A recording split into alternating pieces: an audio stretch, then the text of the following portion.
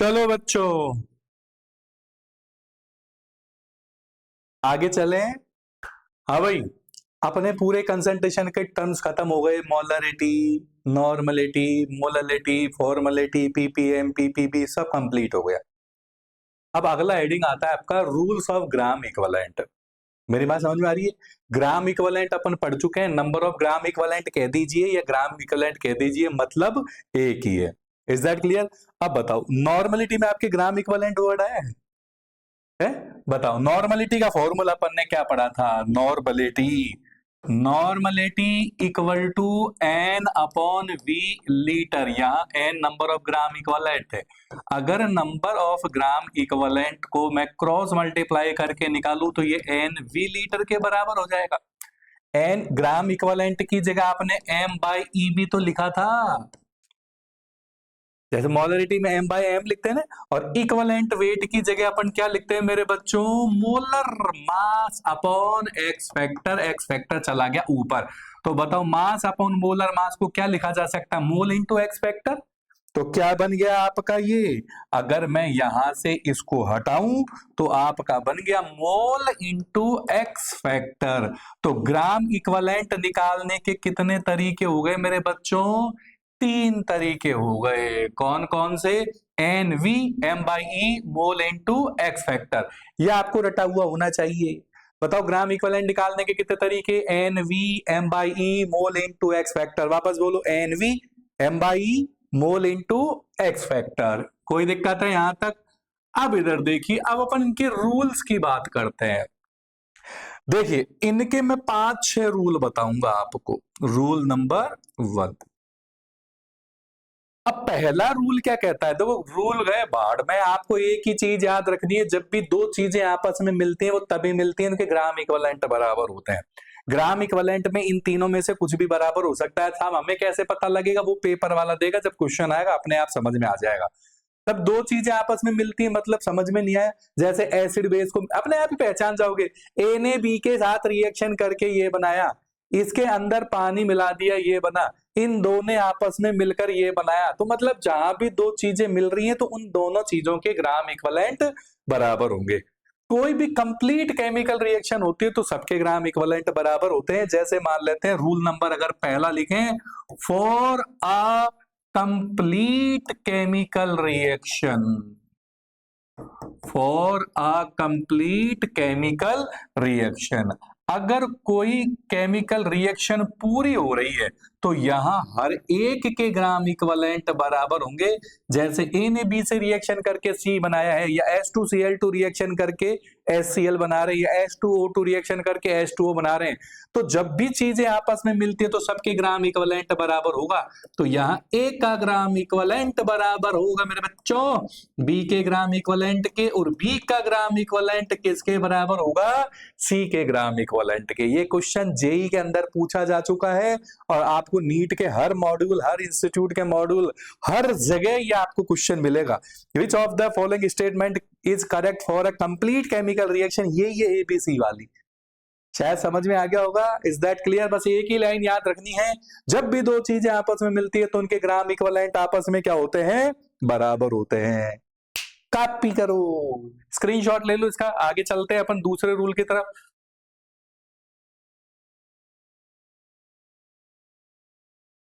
हो गया बच्चों?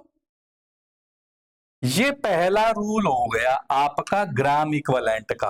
अब दूसरा, for a compound, rule number 2, for a compound. साहब कैसा कंपाउंड? आपको अपने आप क्वेश्चन के अंदर मिलेगा। जैसे आपसे पेपर वाले ने कह दिया मेटल ऑक्साइड, क्या कह दिया मेरे बच्चों? Metal oxide. या पेपर वाले ने कह दिया मेटल सल्फेट, ठीक है? या पेपर वाले ने कह दिया मेटल कार्बोनेट, कुछ भी कह दिया पेपर वाले ने, कंपाउंड ही तो है। और मान लेते हैं यहां पर जो आपका मेटल है वो एल्कलाइन अर्थ मेटल है। Alkaline earth metal. Alkaline earth metal जानते हो? अभी बताते हैं। देखो इधर कार्बोनेट, देखो हमारे लिए ना करो रब से फरियाद, पहला ग्रुप हर एक की वैलेंसी 1 है, +1 आता है। बेटा मांगे कन्या सुंदर, बाप रोए बाप राजी, जो भी बोलते हो, ये दूसरा ग्रुप है, हर एक की जो वैलेंसी है 2 है, यानी कि उस पर चार्ज +2 आएगा। वो कह रहा है मैंने एल्केलाइन अर्थ मेटल लिया है, मतलब सेकंड ग्रुप लिया है, बेटा मांगे कन्या सुंदर बाप रोए, सेकंड ग्रुप में हर एक की वैलेंसी कितनी होती है 2। अब मेटल ऑक्साइड को अपन रिप्रेजेंट कैसे करते हैं, मेटल ऑक्साइड, मेटल सल्फेट मतलब मेटल सल्फेट, मेटल कार्बोनेट मतलब मेटल का कार्बोनेट। ये इस तरीके से मान लेते हैं, मैंने आपको 3 कंपाउंड बनाकर दे दिए। अब इसको तोड़ो आप, मेटल ऑक्साइड को या मेटल सल्फेट को या मेटल कार्बोनेट को, ठीक है। ये किस किस से मिलकर बना है बताओ, आपका एक मेटल और एक ऑक्सीजन, मेटल ऑक्सीजन। अब बताओ मेटल के ऊपर कौन सा चार्ज आएगा, +2। आपको कैसे पता लगा +2 आएगा, पेपर वाले ने कहा ना एल्केलाइन अर्थ मेटल है, हर एल्केलाइन अर्थ मेटल के ऊपर +2 चार्ज होता है, इस पे +2 है तो अपने आप ही इस पे -2 हो गया। और किसी भी कंपाउंड में जब भी दो चीजें आपस में मिलती हैं तो सबके ग्राम इक्विवेलेंट बराबर होंगे, तो यानी कि मेटल का ग्राम इक्विवेलेंट ऑक्सीजन के ग्राम इक्विवेलेंट के बराबर होगा। इसी तरह ये भी 2 टुकड़ों में टूटेगा मेरे बच्चों, M+2 में और SO4 -2 में। इन दोनों के ग्राम इक्विवेलेंट भी आपस में क्या होंगे, बराबर होंगे। आ रही है मेरी बात समझ में, ठीक है। अब ये भी फिर 2 टुकड़ों में टूटेगा आपका, M+2 और CO3 -2। यहां पर भी दोनों के ग्राम इक्विवेलेंट आपस में क्या होंगे, बराबर। कुल मिलाकर कहानी एक ही बात कहती है, जब भी दो चीजें आपस में मिलती हैं उनके ग्राम इक्विवेलेंट बराबर होंगे। अब एक न्यूमेरिकल आएगा आगे, पहले रूल पढ़ लो, आपको अपने आप पता लग जाएगा क्वेश्चन कैसे करना, बिल्कुल सीधे तरीके से क्वेश्चन हो जाएगा। पहले एक बार स्क्रीनशॉट ले लो उसका।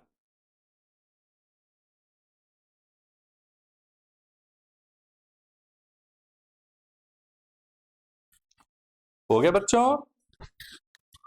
अब रूल नंबर 3 की तरफ चलते हैं, चले रूल नंबर 3 की तरफ। चलिए जी, तीसरा रूल क्या कहता है, रूल नंबर 3, तीसरा रूल क्या कहता है, for complete neutralization, for complete neutralization. शायद इतना तो मुझे बताने की जरूरत ही नहीं होगी, कौन किसको न्यूट्रल करता है। अगर एसिड के अंदर बेस मिला दें, बेस, तो एक दूसरे के नेचर को न्यूट्रल कर देंगे। आप बताओ जितना ग्राम इक्विवेलेंट आपका एसिड का है, जैसे मान लेते हैं आपका इतना ग्राम इक्विवेलेंट एसिड का, इतना ही मैंने बेस मिला दिया, तो बताओ दोनों न्यूट्रल हो गए कि नहीं हो गए। लेकिन मान लेते हैं एसिड तो इतना है, इतना, और बेस मैंने लिया इतना, तो बताओ एसिड बच गया, अब पूरा न्यूट्रल कहां हुआ। अब मान लेते हैं बेस तो है आपका इतना, इतना, और एसिड है आपका इतना, तो बताओ बेस बच गया। तो ये बेसिक नेचर हो गई, मेरी बात समझ में आ रही है। तो कंप्लीट न्यूट्रल तब होगा जब दोनों आपस में बराबर होंगे, एसिड का ग्राम इक्विवेलेंट बराबर बेस का ग्राम इक्विवेलेंट। तो फॉर कंप्लीट न्यूट्रलाइजेशन आप क्या कहोगे कि एसिड का ग्राम इक्विवेलेंट बराबर किसके होना चाहिए मेरे बच्चों, बेस के ग्राम इक्विवेलेंट के बराबर, ठीक है। अब चौथे रूल की तरफ चलते हैं अपन, addition of water, addition of water या डाइल्यूशन। डाइल्यूशन का मतलब ये होता है पानी मिलाना, पतला करना, डाइल्यूशन का मतलब होता है पानी मिलाना। अब जैसे मान लेते हैं मिलाया है, वही चीज हो रही है ना, दो चीजें आपस में मिल रही है तो ग्राम इक्विवेलेंट बराबर होंगे। मतलब मैंने एक चीज के अंदर पानी मिला दिया, तो बताओ पहले बिना पानी मिला था इनिशियल, बाद में फाइनल कब हुआ, जब मैंने उसमें पानी मिला दिया, तो दोनों चीजों के ग्राम इक्विवेलेंट आपस में क्या होंगे, बराबर होंगे। कोई दिक्कत है यहां तक। जब भी दो चीजें आपस में मिलती है ग्राम इक्विवेलेंट बराबर होते हैं, ये रूल में जबरदस्ती लिखा रहा हूं, उनका कोई लेना देना नहीं है, लेकिन किताबों में लिखे रहते हैं, मॉड्यूल में नोट्स में लिखे रहते हैं। अगर मैं नहीं लिखाऊंगा तो आप सोचोगे लिखाया ही नहीं, मैं लिखा देता हूं, ये कचरा है। आपको बस एक ही चीज ध्यान रखनी है, जब भी दो चीजें मिलती हैं आप ग्राम इक्विवेलेंट का कंसेप्ट लगाकर क्वेश्चन सॉल्व करना। क्वेश्चन कैसे करने हैं, जस्ट और 5 मिनट रुक जाओ, अपने आप क्वेश्चन होते चले जाएंगे। पहले कॉपी कर लीजिए, स्क्रीनशॉट ले लीजिए। हो गया? चलें अब पांचवें पॉइंट की तरफ चलते हैं, पांचवें रूल की तरफ, मिक्सिंग रूल। मिक्सिंग का मतलब समझ में आ रहा है, वही आपस में चीजें मिल रही है। देखिए मिक्सिंग कैसे कैसे कर सकते हैं अपन मिक्सिंग के कई तरीके ले सकते हैं। हो सकता है मैंने एसिड को एसिड के साथ मिला दिया हो, या हो सकता है मैंने बेस को बेस के साथ मिला दिया हो। बताओ दोनों की नेचर क्या है, आपस में सेम है। ठीक है, मान लेते हैं मैंने ये दो एसिड में आपस में मिला दिए और ये आपका फाइनल एसिड बन गया रिजल्टेंट, ReSuLTNT। ये आपका इनिशियल एसिड या बेस मान लो, ये भी एसिड या बेस मान लो, ये आपका फाइनल मान लो। इन दोनों का आपस में मिला है, तो जब भी दो चीजें आपस में मिलती है ग्राम इक्विवेलेंट बराबर होते हैं। मान लेते हैं अपन ने यहाँ ग्राम इक्विवेलेंट के फॉर्मूले में NV ले लिया, कोई जरूरी नहीं है NV लो, NV भी ले सकते हो, M/E भी ले सकते हो, मोल इंटू एक्स फैक्टर भी ले सकते हो, पता लगेगा क्वेश्चन के अकॉर्डिंग।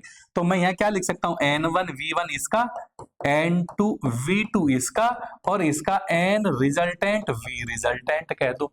दोनों की नेचर सेम है, दोनों या तो एसिड है, दोनों या तो बेस है, तो बीच में साइन आएगा प्लस का। अब V रिजल्टेंट, भाई रिजल्टेंट का मतलब आपने दो जोड़ा है दोनों को, अगर ये 1 लीटर ये 1 लीटर है तो रिजल्टेंट कितने लीटर हो जाएगा आपका, 2 लीटर हो जाएगा। अरे यस सर, नो सर, कोई दिक्कत है? अपन ने नॉर्मलिटी की जगह फॉर्मूला पढ़ा था, नॉर्मलिटी बराबर क्या होता है, मोलरिटी इंटू एक्स फैक्टर। इसको ध्यान रखना, हल्के में मत ले जाना, कोई दिक्कत है? अगर मान लो मैं एसिड प्लस एसिड की बजाय यहां उल्टा काम कर देता हूं, बी एसिड प्लस बेस कर देता हूं, यानी कि उल्टा ऐड कर दिया अपोजिट नेचर वाले। अब बताओ, जब दोनों की नेचर अपोजिट है तो दोनों एक दूसरे के इफेक्ट को कैंसिल करेंगे कि नहीं? एसिड के अंदर बेस डाला तो बेस एसिड की नेचर को खत्म करेगा, न्यूट्रल करेगा, और बचेगा जो आपका जो भी होगा एसिड या बेस होगा। अगर मैंने दो अपोजिट नेचर वाले मिलाए तो आपका फॉर्मूला क्या होगा, N1V1 प्लस की माइनस आएगा। अब N2V2 बराबर हुई NrVr, और Vr बराबर V1 प्लस V2 होगा। कहीं यहां पर V1 माइनस V2 कर दो। अरे चीजों को जोड़ रहे हो, 1 लीटर एसिड के अंदर 1 लीटर बेस मिला है, उनकी नेचर खत्म होती है, वॉल्यूम तो डबल हो गया। अरे ऐसा 1 लीटर एसिड है 1 लीटर बेस है तो जरूर 2 लीटर होगा, बस नेचर खत्म हो जाएगी एसिड की या बेस की या दोनों की, जो भी। मेरी बात समझ में आ रही है? ठीक है, अब देखो, अगर आपका यहां पर दो कंडीशन बनती है, इफ पहली, यदि एसिड का ग्राम इक्विवेलेंट, यानी कि एसिड का ग्राम इक्विवेलेंट बेस के ग्राम इक्विवेलेंट से ज्यादा है। अभी बताया था ना, एसिड ज्यादा है बेस से, बेस मान लेते हैं ग्राम इक्विवेलेंट 4 है, एसिड का 6 है, तो 4 से 4 तो न्यूट्रल हो जाएगा, 2 बच जाएगा। तो बताओ रिजल्टेंट सॉल्यूशन कैसा होगा आपका? रिजल्टेंट सॉल्यूशन होगा आपका एसिडिक, और एसिडिक सॉल्यूशन की जो पीएच होती है वो 7 से क्या होती है, कम होती है। अरे यस सर, नो सर। लेकिन अगर मान लेते हैं मामला उल्टा हो गया, क्या हो गया, मामला उल्टा। अगर आपका कौन ज्यादा है, सेकंड में, इफ ग्राम इक्विवेलेंट आपका एसिड से ज्यादा, मान लेते हैं किसका हो गया, बेस का ग्राम इक्विवेलेंट हो गया, तो बताओ रिजल्टेंट नेचर ये कैसी होगी, एसिडिक की होगी कि बेसिक होगी, बेसिक। तो बताओ पीएच ऑफ सॉल्यूशन क्या हो जाएगी, पीएच ऑफ सॉल्यूशन 7 से ज्यादा।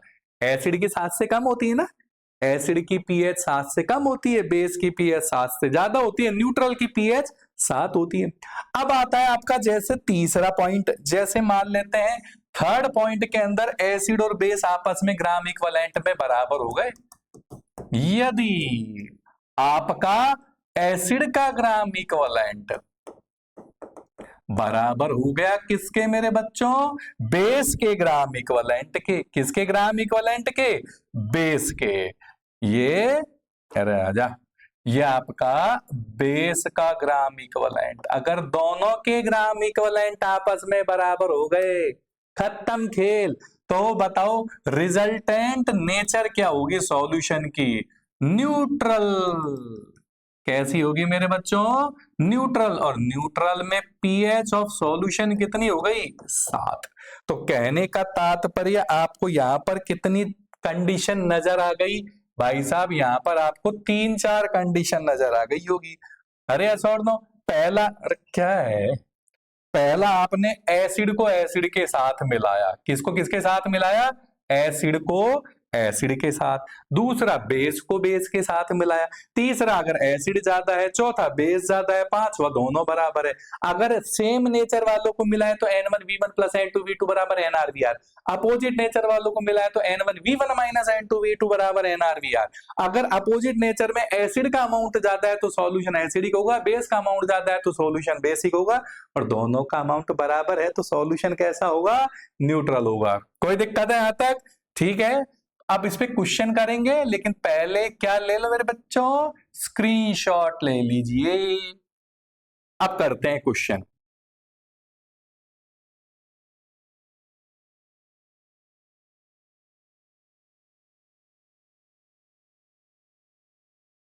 हो गया? ऊपर वाला देख लीजिए।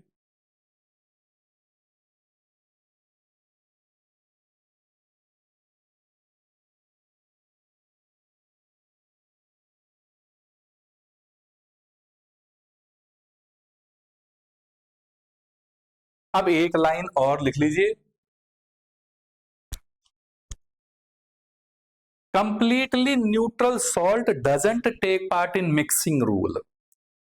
Completely neutral salt, completely neutral salt doesn't take part in mixing rule. अब इसका मतलब क्या हुआ? इसका मतलब क्या है? अब बताओ यार, कोई कंप्लीटली न्यूट्रल है तो उसमें एसिड या बेस मिला के उसे क्या कर लोगे? वो तो पहले से ही न्यूट्रल है। कोई मरा हुआ आदमी को काम में लोगे क्या? तो कंप्लीट जो न्यूट्रल सॉल्ट होता है वो कभी भी मिक्सिंग रूल में टेक पार्ट नहीं करता है।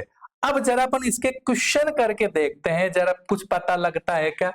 पढ़िए पहला क्वेश्चन क्या करा है? The mass of metallic oxide is A2, यानी कि एक मेटल का ऑक्साइड है, ये रहा। अभी बताया था ना इसका क्वेश्चन।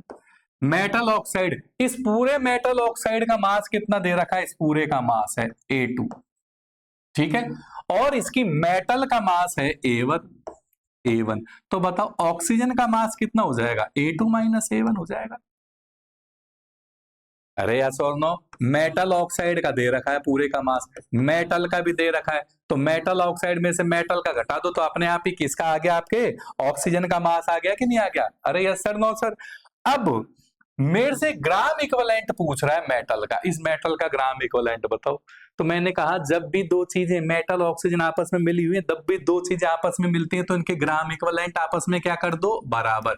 यानी कि मेटल का ग्राम इक्विवेलेंट बराबर ऑक्सीजन का।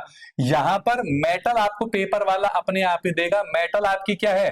एल्कलाइन अर्थ मेटल, खुद ही बोलेगा पेपर वाला, ठीक है। एल्केलाइन अर्थ मेटल है तो मेटल पे कौन सा चार्ज होगा? +2, ऑक्सीजन पे हो जाएगा -2। दोनों के ग्राम इक्विवेलेंट बराबर होंगे। अब बताओ ग्राम इक्विवेलेंट के कितने तरीके पढ़ते हो आप? 3, NV M/E मोल इनटू एक्स फैक्टर। अब बताओ उसमें से कौन सा तरीका लोगे? आपको क्या दे रखा है क्वेश्चन में? मास। इसका भी मास है, इसका भी मास है, तो क्या तरीका काम में लोगे? दोनों का M/E बराबर M/E, दोनों का ग्राम इक्विवेलेंट बराबर कर दिया। अब बताओ क्या आपको क्वेश्चन में मेटल का मास दे रखा है क्या? यस सर, A1 है। मेटल का इक्विवेलेंट वेट है क्या? नहीं साहब, वो तो पेपर में मेरे से पूछ रहा है E।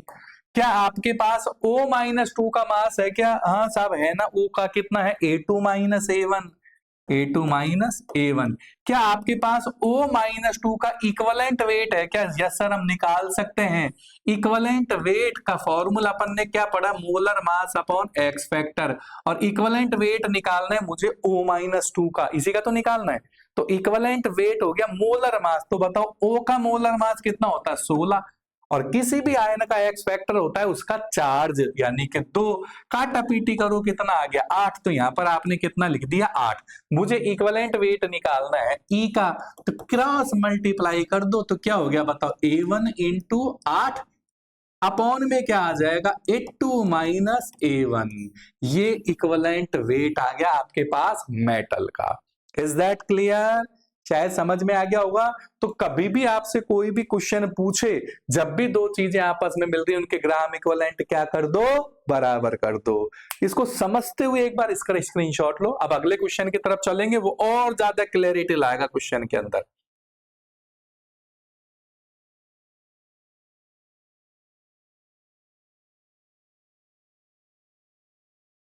हो गया?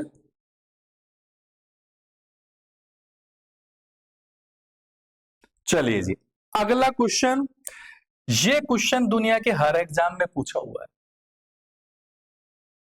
ये क्या कह रहा है, मेटल ऑक्साइड। समझ में आ गया मेरे पास भाई साहब, मेटल ऑक्साइड है।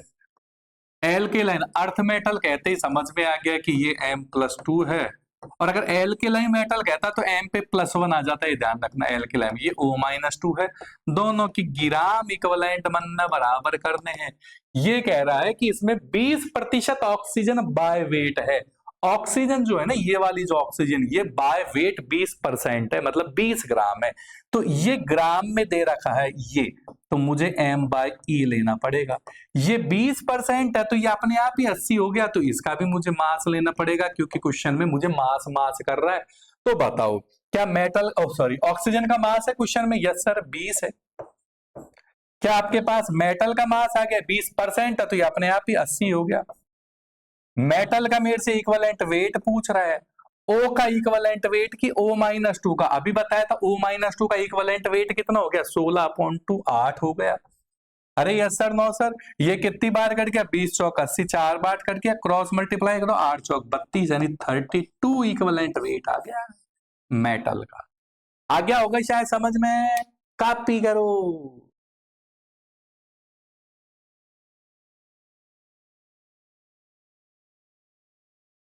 चले अगले क्वेश्चन की तरफ।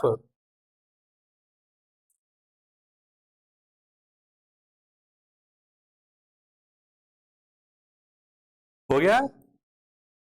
अब देखो, अब अगला क्वेश्चन आप अपनी बुद्धि का प्रयोग करके करो। शुरू करो एक बार, आप शुरू करो। मैं बैठता हूं यहां थोड़ी देर के लिए। करो। ये कह रहा है 0.45 ग्राम एसिड, जिसका मॉलिक्यूलर वेट दे रखा है आपको कितना? 90। कितना दे रखा है मेरे बच्चों? 90, है ना? ये कंप्लीटली न्यूट्रल हुआ है, कंप्लीटली न्यूट्रल। बताया था, जब भी दो चीजें आपस में न्यूट्रल होती है, इनके ग्राम इक्विवेलेंट कहा कर देते हैं, बराबर। अरे यस सर, नो सर, बराबर कर दिए। अब एक का एसिड का तो मुझे क्वेश्चन में मास दे रखा है, और बेस की मुझे दे रखी नॉर्मलिटी और वॉल्यूम, और बेसिसिटी मेरे से पूछ रहे हैं एसिड का। पहले बताओ बेसिसिटी का मतलब क्या होता है? एसिडिटी बेसिसिटी का मतलब मैंने कहा बताया था मेरे बच्चों, एक्स फैक्टर। कहा बताया था? X factor. अब ये कह रहा है कि साहब कंप्लीट न्यूट्रल हो रहा है, मतलब एसिड का ग्राम इक्विवेलेंट बराबर किसका ग्राम इक्विवेलेंट करना है मेरे बच्चों? बेस का ग्राम इक्विवेलेंट। अब एसिड का मुझे क्या दे रखा है भाई साहब? मास दे रखा है, तो M/E लिखेंगे। ग्राम इक्विवेलेंट के तीनों तरीके, M/E, NV, मोल इंटू एक्स फैक्टर, अपने आप ही बता देगा। इसने मास का है तो मैंने M/E लिख दिया। अब बताओ भैंस का। भैंस का, ओ माय गॉड, भैंस का तो इसने मुझे नॉर्मलिटी वॉल्यूम दे रखा है, तो यहाँ NV लिखना है। वी लीटर में लिखना है, ध्यान रखना। बताओ क्या एसिड का मास है क्या? यस सर, 0.45 ग्राम। इक्विवेलेंट वेट का मतलब क्या होता है? Molar mass upon x factor. Molar mass upon x factor. तो एक्स फैक्टर तो मेरे से क्वेश्चन के अंदर पूछा ही है। बेसिसिटी ऑफ एसिड का मतलब मेरे से क्या पूछा है उसने? एक्स फैक्टर या एन फैक्टर पूछा एसिड का। एक्स फैक्टर निकालता है बराबर। क्या मेरे पास बेस की नॉर्मलिटी है क्या? यस सर, है ना बेस की नॉर्मलिटी 0.5। क्या बेस का वॉल्यूम है क्या? यस सर, है ना 20। लेकिन ml में, ml को लीटर में बदलने के लिए 1000 से डिवाइड कर दो। अब काटा पीटे मचाओ, 45 दूना 90, और ये 2 जीरो कट गई, 20 पंजो 100। फिर ये 45 दूना एक्स फैक्टर 2 आ गया, काटा पीटी कर लो, सीधी सी है एक्स फैक्टर 2। ये लो। Is that clear? कॉपी कीजिए।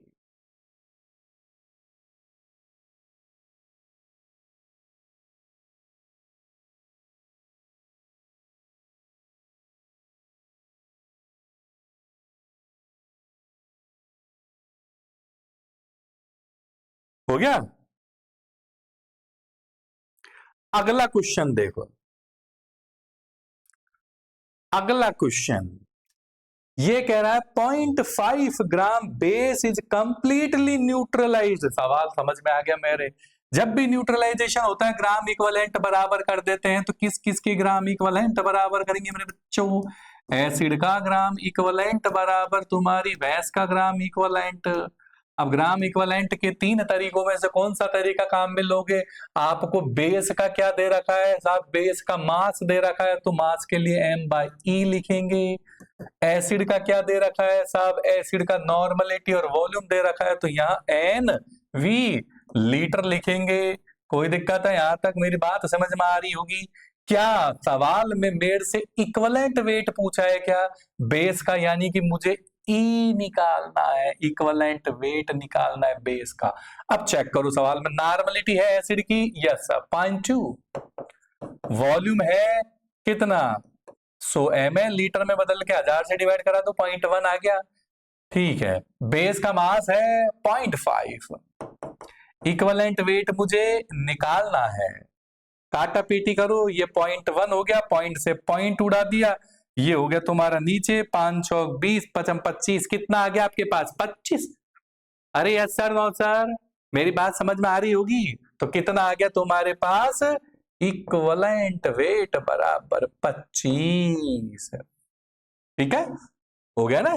ये काटा आपने, ये 0.1 हो गया, यानी कि 0.02 हो गया, तो 0.5 अपॉन 0.02, 50 अपॉन 2 यानी 25 हो गया। Is that clear? हम कॉपी कर लीजिए, स्क्रीनशॉट ले लीजिए।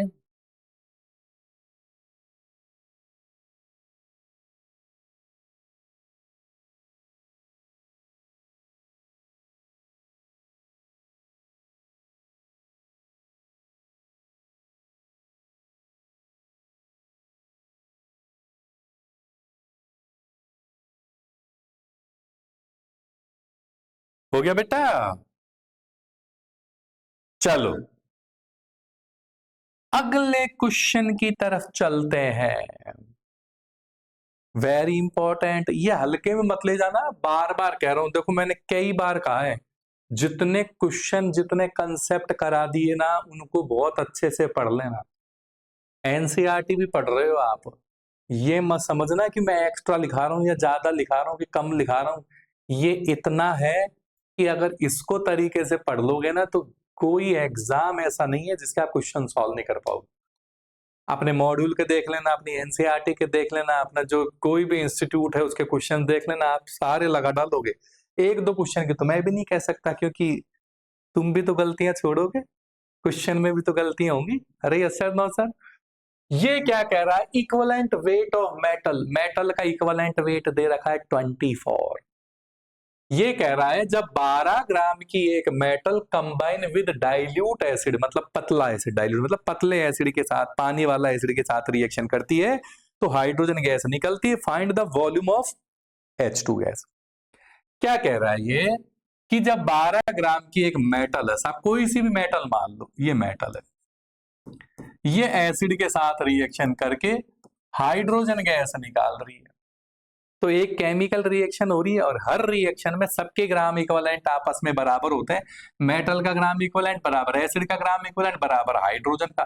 लेकिन मुझसे सवाल में मेटल और हाइड्रोजन की बात कर रहा है। देखो मेटल का मास दे रखा है, हाइड्रोजन का वॉल्यूम पूछ रहा है, तो आप मेटल का ग्राम इक्विवेलेंट बराबर क्या करोगे? हाइड्रोजन का ग्राम इक्विवेलेंट। ठीक है, अब बताओ मेटल के ग्राम इक्विवेलेंट के तीन तरीकों में से कौन सा तरीका लोगे? मेटल का साहब मास दे रखा 12 ग्राम, तो m/e। हाइड्रोजन गैस का वॉल्यूम पूछ रहा है मेरे से, वॉल्यूम, तो बताओ NV लिख दू, NV। अरे सर, नो सर। अरे नॉर्मलिटी हमेशा लिक्विड की निकाली जाती है, काहे की बच्चों? लिक्विड की। कंसंट्रेशन टर्म पढ़ाए थे, मोलरिटी नॉर्मलिटी, वो लिक्विड की निकलती, गैस की नहीं निकलती। तो नॉर्मलिटी जब भी लिखोगे तो आपका लिक्विड होना चाहिए, लेकिन तुम्हारी गैस है। और गैस के लिए फिर अपन क्या तरीका काम में लेते हैं मेरे बच्चों? यहां पर आप लोगे मोल इंटू एक्स फैक्टर। तो इसमें कहा आ रहा है V, ग्राम इक्विवेलेंट के 3 तरीके थे, एनवी, एम बाई ई, और गैस है तो मोल इंटू एक्स फैक्टर। अब बताओ गैस का मोल निकालने का तरीका बताया था क्या मैंने? एम बाय ई बराबर गैस का मोल निकालने का तरीका V gas upon 22.1000 into X factor. अरे यस सर, नो सर, थोड़ा सा शिफ्ट कर दूं ऊपर? अरे यस और नो? अब बताओ क्या आपको क्वेश्चन के अंदर मेटल का मास दे रखा है क्या? यस सर, 12 ग्राम है। मेटल का इक्विवेलेंट वेट दे रखा है क्या? लिख रखा है क्वेश्चन में 24 ग्राम है।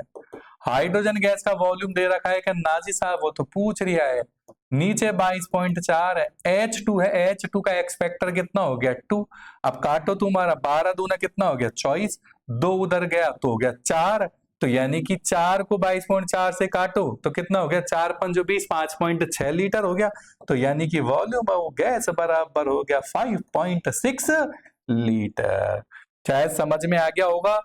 तो कुल मिलाकर आपको इस कहानी से हमें क्या शिक्षा मिलती है कि जब भी दो चीजें आपस में मिलती हैं उनके ग्राम इक्विवेलेंट बराबर करने, ज्यादा बुद्धि का प्रयोग करने की आवश्यकता नहीं है। ये रूल भूल कोई काम नहीं आते, दिमाग तेज होना चाहिए बस।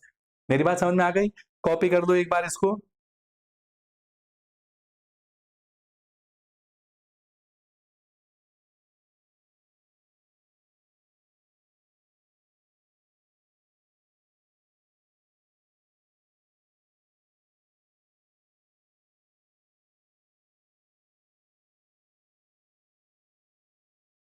हो गया बच्चों?